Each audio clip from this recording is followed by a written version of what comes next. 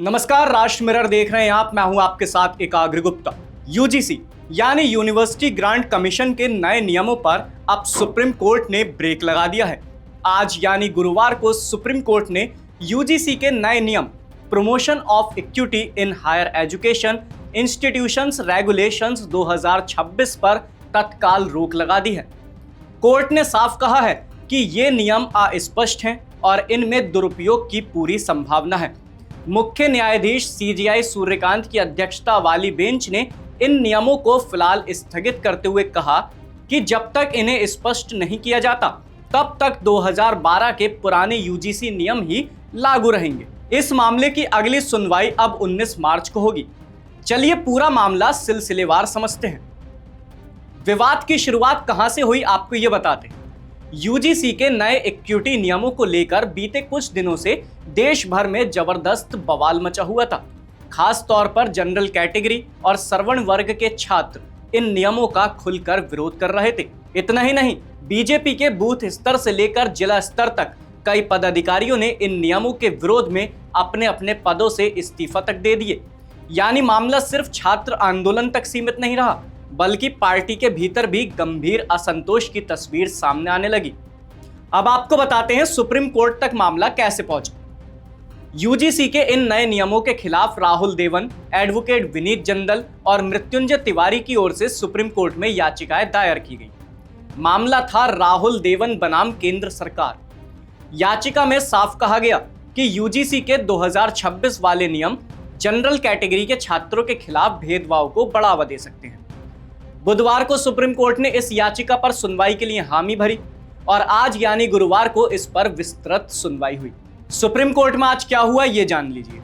सभी पक्षों की दलीलें सुनने के बाद सीजेआई सूर्यकांत और जस्टिस जॉय माल्या बागची की पीठ ने कहा ये नियम पहली नजर में अस्पष्ट है और इनका गलत इस्तेमाल किया जा सकता है। कोर्ट ने यूजीसी के इक्विटी रेगुलेशंस 2026 पर तत्काल रोक लगा दी। साथ ही केंद्र सरकार और यूजीसी को नोटिस जारी करते हुए 19 मार्च तक जवाब दाखिल करने का निर्देश दिया। कोर्ट ने यह भी कहा कि इन नियमों को दोबारा ड्राफ्ट करने की जरूरत है। सीजेआई सूर्यकांत ने अहम टिप्पणियां की। सुनवाई के दौरान सीजेआई सूर्यकांत ने बेहद अहम सवाल उठाए। उन्होंने कहा, आजादी के 75 साल बाद भी हम जातिगत भेदभाव से जूझ रहे हैं। क्या हमने जो भी जाति विहीन समाज की ओर प्रगति की है, क्या अब हम उससे पीछे जा रहे हैं? सीजेआई ने सुझाव दिया कि केंद्र सरकार को प्रतिष्ठित और स्वतंत्र व्यक्तियों की एक समिति बनाने पर विचार करना चाहिए ताकि समाज बिना भेदभाव के साथ मिलकर आगे बढ़ सके। उन्होंने ये भी कहा कि आज विश्वविद्यालयों में छात्र साथ पढ़ते हैं, साथ रहते हैं, अंतर जातीय विवाह हो रहे हैं, तो नियम ऐसे नहीं होने चाहिए जो समाज को फिर से बांट दें। जस्टिस जॉय माल्या बागची ने कहा कि अनुच्छेद 15(4) राज्य को अनुसूचित जाति और जनजाति के लिए विशेष प्रावधान करने की अनुमति देता है, लेकिन कोई भी ढांचा ऐसा नहीं होना चाहिए जिससे शैक्षणिक संस्थानों में सामाजिक विभाजन बढ़े। उन्होंने ये भी कहा कि अब आरक्षित वर्गों के भीतर भी हैव्स और हैव नॉट्स बन चुके हैं जिसे नजरअंदाज नहीं किया जा सकता। अब आपको बताते हैं कि कौन से नियम लागू रहेंगे। सुप्रीम कोर्ट ने साफ निर्देश दिया है कि जब तक 2026 के नए यूजीसी नियमों की संवैधानिकता की जांच पूरी नहीं हो जाती तब तक 2012 के पुराने यूजीसी नियम ही लागू रहेंगे। आखिर 2026 के नए यूजीसी नियम क्या कहते हैं जो इतना विरोध हो रहा है? यूजीसी का दावा था कि ये नियम रैगिंग, जातिगत भेदभाव और आत्महत्या जैसे मामलों को रोकने के लिए लाए गए हैं। नियमों के मुताबिक सभी उच्च शिक्षण संस्थानों में एंटी रैगिंग गाइडलाइन सख्ती से लागू होंगी।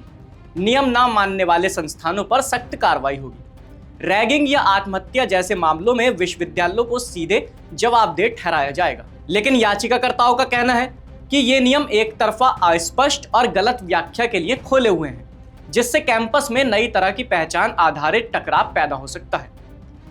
बड़ा सवाल क्या है? अब सबसे बड़ा सवाल यही है, क्या समानता के नाम पर शिक्षा संस्थानों में नए विभाजन की जमीन तैयार की जा रही थी?